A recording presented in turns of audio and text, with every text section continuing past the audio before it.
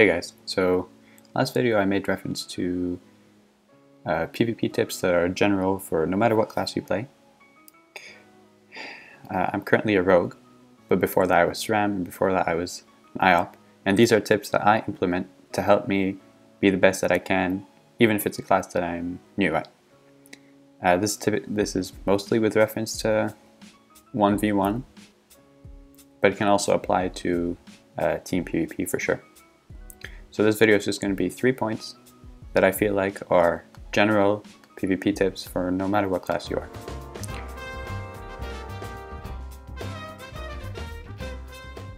The first one's just going to be gear. So I have a few points to pick with gear. So first of all, personally, I overmage all of my gear with Vitality where I can.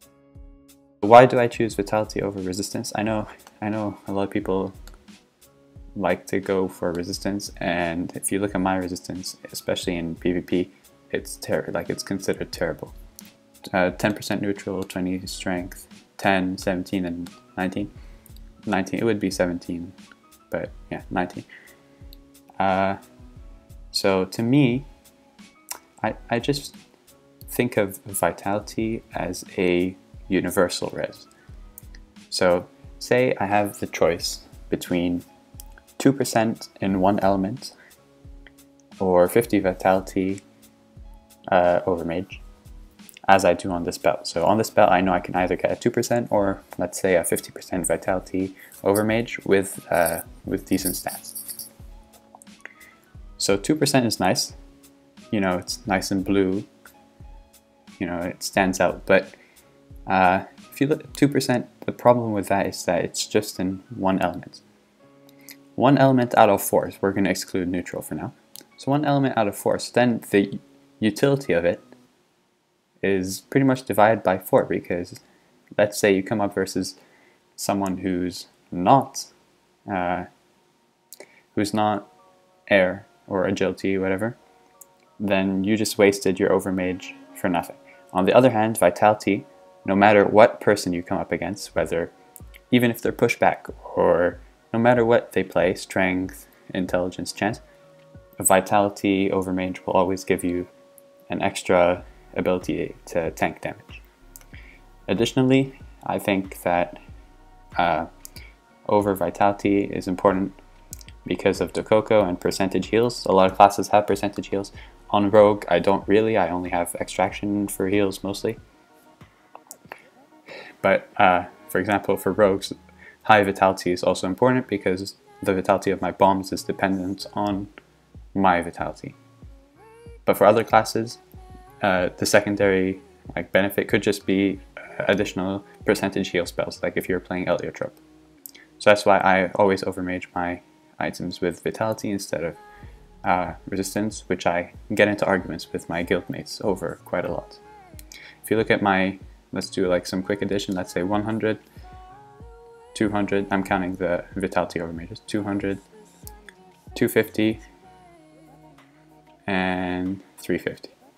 So 350 over Vitality, I'd much rather have that than, I don't know, like let's say I could do a 3%, 2%, that's 5%, 5%, another 3% over here, 8, and then like a 2 or whatever, let's say I can get 13%. That 13% is only going to be in one element, and I'd much rather have the 350 Vitality.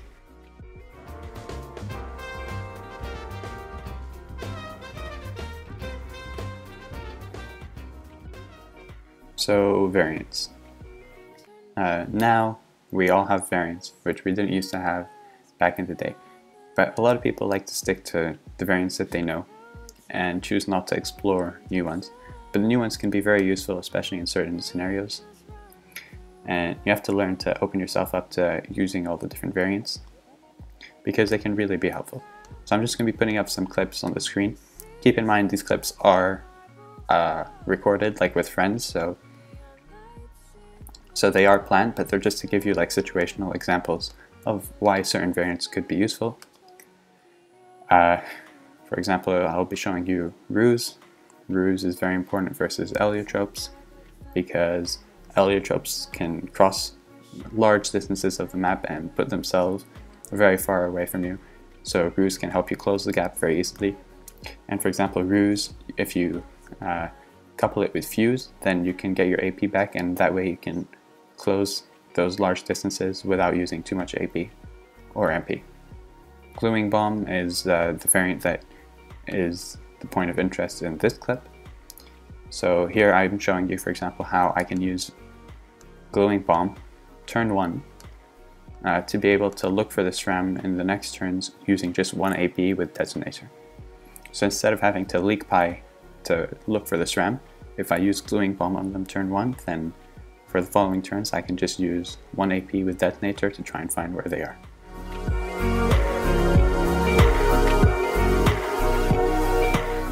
Okay, and the spell that we're going to be looking at here is the magnet. Magnet versus crossing. Versus certain classes, one is more optimal than the other, and here I'm showing you, for example, one of the uses of magnet in a rogue versus rogue fight, which might lead me to choose magnet over crossing in the fight. And now here we're looking at remission. Remission is often regarded as a protection spell for the bombs, which it is typically used for, but what's often disregarded is its secondary effect, which is suppression, which is the state that it puts on you if you cast remission on yourself instead of a bomb, and it makes any enemy that hits you in close combat fly backwards, I think, six cells. So it makes them fly backwards 6 cells. This is very, very useful versus Sacriers, especially agility Sacriers, as you can see in this clip. So I know I'm showing you very specific situations that I'm only using rogue to demonstrate, which is only one class out of many. But it's mostly the idea that matters, and it's the idea of using your variants and picking the right variants that have a synergy that will allow you to have an advantage versus the classes that you're against.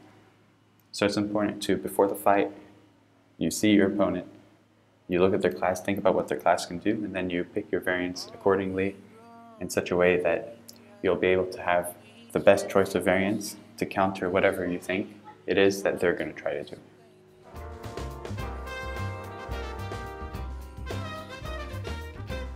Now we're on to the third and final point, which is make a plan. You have to make a plan before the fight, but you also have to have that plan be adaptable, because your opponent can always surprise you, and you don't want to try and stick to a plan even though it's failing just for the sake of sticking to a plan. So what sort of things should you base the plan that you're making on?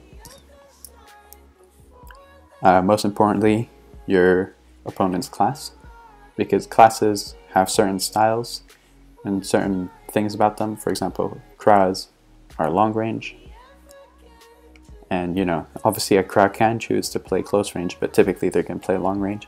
So then you can match that with the second tip, which is choosing your variants, and that way you know what they're going to do, and you can make your own plan and choose the variants which will allow you to effectuate. Is effectuate a word? I think effectuate's a word. Which will allow you to effectuate. No, that's not a word. To, how the fuck do we say this? To implement your plan. Okay, yeah. So you want to choose variants that will help you implement your plan. But you won't be able to do that if you don't have a plan in the first place. So what you want to do is you want to look at the Dofus classes.